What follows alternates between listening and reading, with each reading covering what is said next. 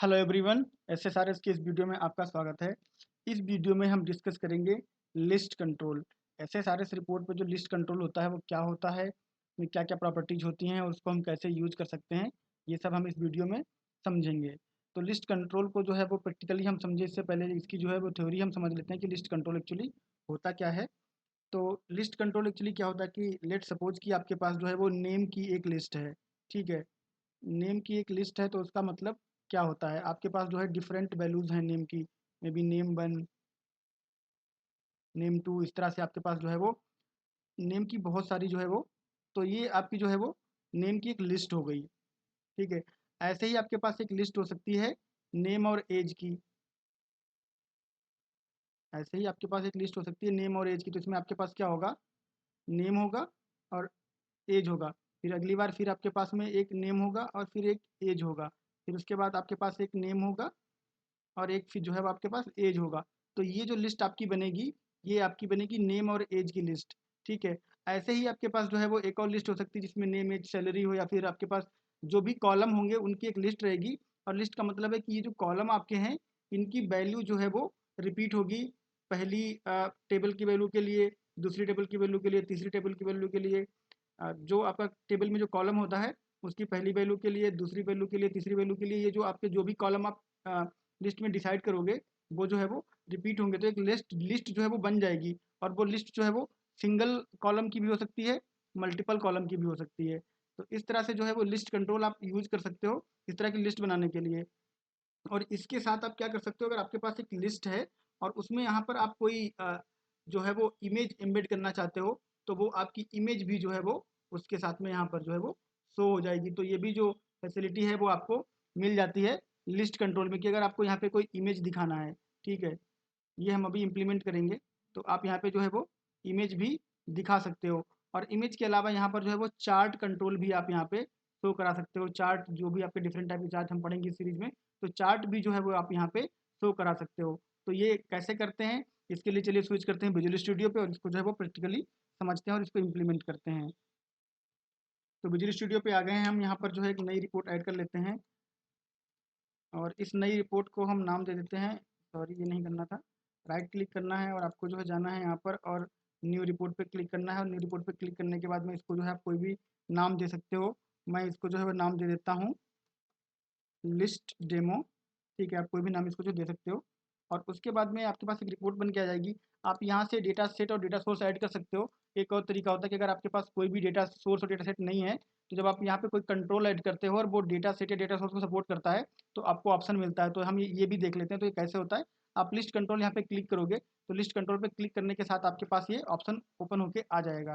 ठीक है, सॉरी, आप यहाँ पे जो है वो क्लिक करोगे, मे बी अगर आप टेबल पे क्लिक करोगे तो टेबल के लिए भी ओपन होके आ जाएगा। और ये कब आता है, जब आपके पास यहाँ पर कोई भी डेटा सेट या डेटा सोर्स नहीं होता है। तो जो भी आपका कंट्रोल होता है जो सपोर्ट करता है डेटा सेट या डेटा सोर्स, तो यहाँ पर जब आपका कोई भी डेटा सेट या डेटा सोर्स नहीं होता और कंट्रोल आप ऐड करते हो, तो वो कंट्रोल जो है वो आपको ये प्रॉम्प्ट देता है। ठीक है, तो ये हमने देख लिया है। उसके बाद में हम जो है वो लिस्ट कंट्रोल पे काम करेंगे और लिस्ट कंट्रोल जो है वो ऐड करेंगे। तो हम यहाँ पे जाते हैं और उसके बाद में लिस्ट कंट्रोल ऐड करते हैं। अभी हमको पूछेगा डेटा सेट। ठीक है, और डेटा सेट बनाने के लिए हमें चाहिए डेटा सोर्स। तो डेटा सोर्स पे जब आएंगे तो यहाँ डेटा सोर्स को हमने अभी बनाया ही नहीं है। तो यहाँ पे आपके पास ऑप्शन होता है न्यू पे क्लिक करने का। यहाँ पे न्यू पे क्लिक करके आप सोर्स जो है बता सकते हो। ठीक है, अब ये सेम हमारे पास जो है डायलॉग बॉक्स आ गया है। अब आपको यहाँ पे एडिट पे क्लिक करना है, यहाँ पे सर्वर नेम देना है। ये भी एक तरीका हो सकता है ये करने का। पहले हम यहाँ पे सीधा ऐड करते थे, अब हम यहाँ से ऐड कर रहे हैं। तो आपको ये तरीका भी जो है वो पता चल जाएगा इस वीडियो को देखने के बाद। उसके बाद में आप जो है यहाँ पे नाम दे सकते हो। ये सारी चीज़ें जो है एग्जैक्टली सेम रहेंगी। ठीक है, इसके बाद आपको यहाँ पे जो है वो क्वेरी डालनी पड़ेगी। तो क्वेरी मैंने ऑलरेडी जो है वो लिख के रखी हुई है। तो मैं यहाँ से इसको जो है वो कॉपी कर लेता हूँ, इस पर्टिकुलर सिक्वल क्वेरी को, और इसको जो है मैं यहाँ पे पेस्ट कर देता हूँ। और यहाँ से जो है वो मैं नाम दे देता हूँ इस डेटा सेट को भी। ठीक है, तो डेटा सेट को नाम दे देता हूँ मैं पर्सन। ठीक है, और उसके बाद में इसको मैं ओके कर देता हूँ यहाँ पे।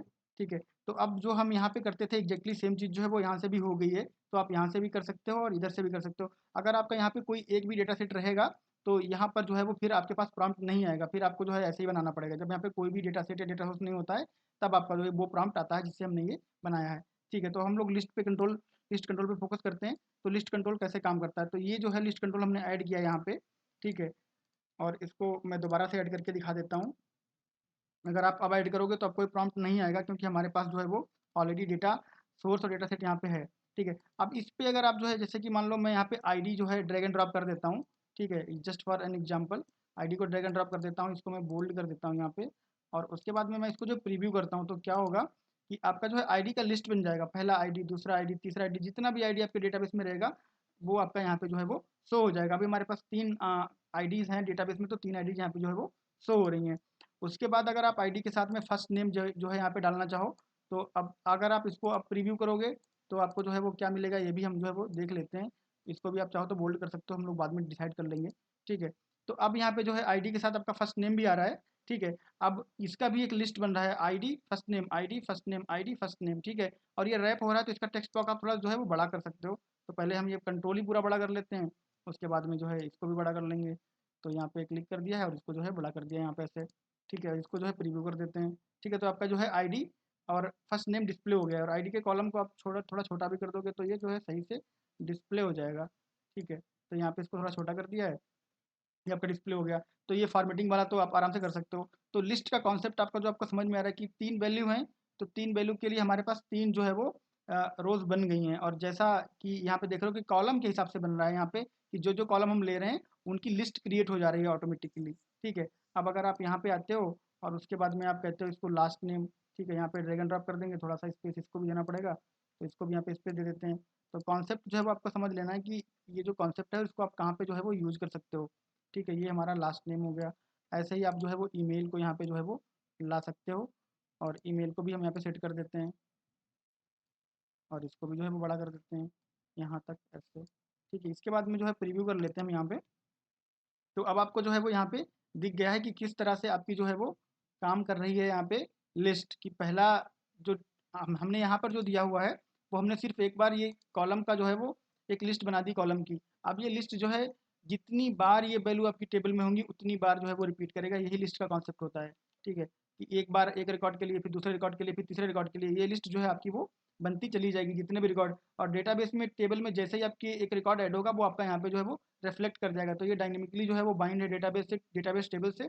जैसे ही टेबल में कोई रिकॉर्ड एंटर होगा वो आपका यहाँ पे रिफ्लेक्ट करेगा। ठीक है, अब क्या करते हैं, अब जब जैसे हम यहाँ पे प्रीव्यू कर रहे हैं तो हमें यहाँ पे जो है वो इसके लेबल्स नहीं आ रहे हैं, तो इनके लेबल जो है फटाफट हम सेट कर लेते हैं। और लेबल कैसे सेट करते हैं हम ऑलरेडी जानते हैं। तो इसमें जो है यहाँ पे क्लिक करेंगे हम, थोड़ा सा इसको बड़ा कर लेते हैं, क्लिक ही नहीं करने दे रहे। तो यहाँ पे क्लिक करके आप जो है वो एक्सप्रेशन पे जाओगे, और एक्सप्रेशन पे जाने के बाद में आपको यहाँ पे जो है वो सिंपल टाइप कर देना है डबल कोट के अंदर आईडी, और उसके बाद में आप कॉलन वगैरह लगा सकते हो, और फिर आपके यहाँ पे एंड परसेंट लगाना कॉन्केटनेट करने के लिए। ठीक है, उसके बाद में आप जो है फर्स्ट नेम पे क्लिक करोगे, फर्स्ट नेम पे क्लिक करने के बाद एक्सप्रेशन पे जाओगे, और उसके बाद में आपको यहाँ पर जो है वो डबल कोट लगाना है, एंड परसेंट लगाना है, कॉन्केटनेट हो जाएगा। और उसके बाद में आप यहाँ से जो है कॉपी भी कर सकते हो ये वैल्यू, और कॉपी करने के बाद में आपको बस यहाँ पर एक स्पेस बीच में डाल देना है रीडेबिलिटी के लिए। ठीक है, फर्स्ट नेम हो गया आपका। ऐसे ही आपको ये सारे जो है वो कर लेने हैं। तो मैं इसको जो है कर लेता हूँ फटाफट से, मैं इसको जो है कॉपी कर लेता हूँ। मतलब कैसे भी कर सकते हो, कोई फिक्स सीक्वेंस नहीं है। आप पहले डबल कोट लगाओ, फिर एंड परसेंट लगाओ, फिर क्या लगाओ, आपकी मर्जी है। बट ये कि सारा का सारा आपका जो है वो होना चाहिए। उसके बाद में मैं यहाँ पे जो है वो ईमेल के लिए भी सेलेक्ट कर लेता हूँ, और उसके बाद में एक्सप्रेशन, और फिर यहाँ पर जो है वो आप टाइप भी कर सकते हो। मतलब ठीक है, जो भी करना चाहो आप कर सकते हो, कोई प्रॉब्लम नहीं है। यहाँ पे ओके कर दिया। उसके बाद में एक बार इसको जो है रिव्यू कर लेते हैं कि हमने यहाँ पर कॉलन वगैरह लगाया कि नहीं लगाया। यहाँ पे नहीं लगाया है, तो यहाँ पर भी जो है वो लगा देते हैं कंसिस्टेंसी के लिए। वेल, यहाँ पर भी नहीं लगाया, कोई बात नहीं। ठीक है, तो ये हमारा जो है वो सेटअप हो गया है। अब इनको सबको जो है हम बोल्ड कर देते हैं। आप इसकी जो कलरिंग वगैरह है उसको आप, या फिर इसकी फॉर्मेटिंग वगैरह है उसको आप जो है वो अपने हिसाब से मैनेज कर सकते हो, इसमें कोई प्रॉब्लम नहीं है। और इसको थोड़ा सा जो है वो हम इसको ले लेते हैं, और थोड़ा सा स्पेस जो है कम कर देते हैं। जितना ये जो है यहाँ पे कॉर्नर से सटा रहेगा उतना ही जो है वहाँ पे स्पेस कम आएगा। तो इसको भी थोड़ा जो है यहाँ पे मिला देते हैं। ठीक है, 0 पॉइंट का जो है वो डिफरेंस रह गया है यहाँ पर भी, और यहाँ पर 1 पॉइंट का है, कोई बात नहीं है। ठीक है, और उसके बाद में इसको भी थोड़ा सा जो है ऐसे कर सकते हो, या फिर बीच में ला सकते हो, जैसे आपको ठीक लगे। ठीक है, तो मैं इसको थोड़ा सा मिडिल में ले आता हूँ इस पूरे कंट्रोल को।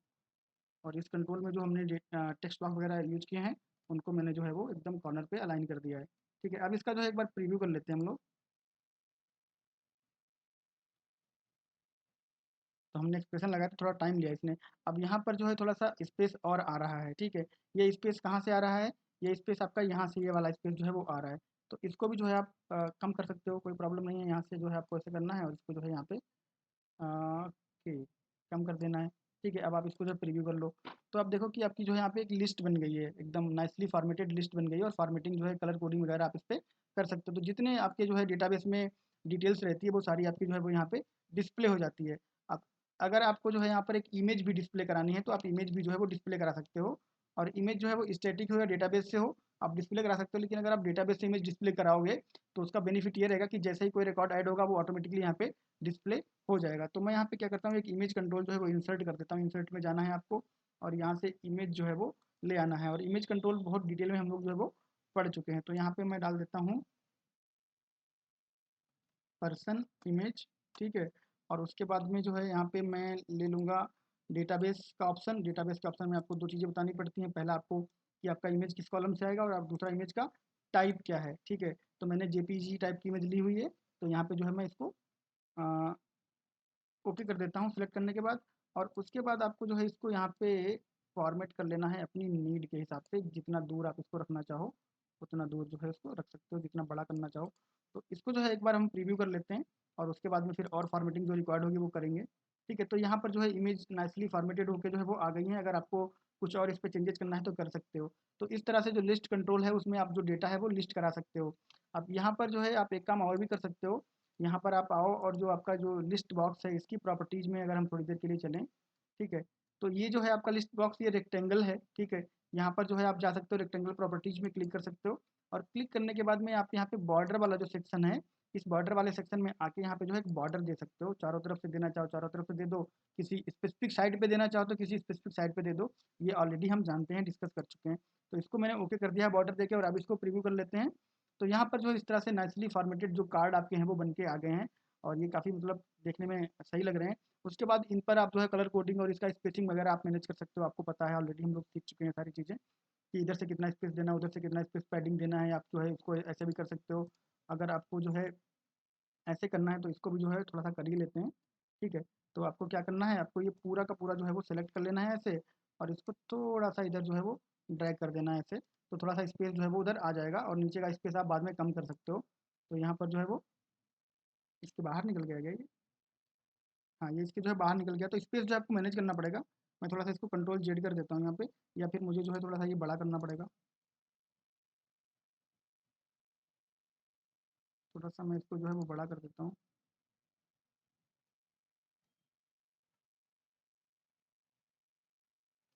ये जो है बॉक्स के बाहर निकल गया है, तो मैं इसको बॉक्स के अंदर ले आता हूँ पहले। ठीक है, इसको जो है यहाँ पे मैंने कर दिया है। और उसके बाद में आप जो है इनको, इसको जो है आप थोड़ा सा इधर कर दो ऐसे।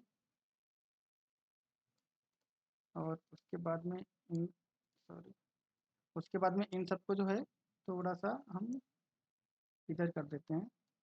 ठीक है, और उसके बाद में जो है इसको प्रीव्यू करते हैं।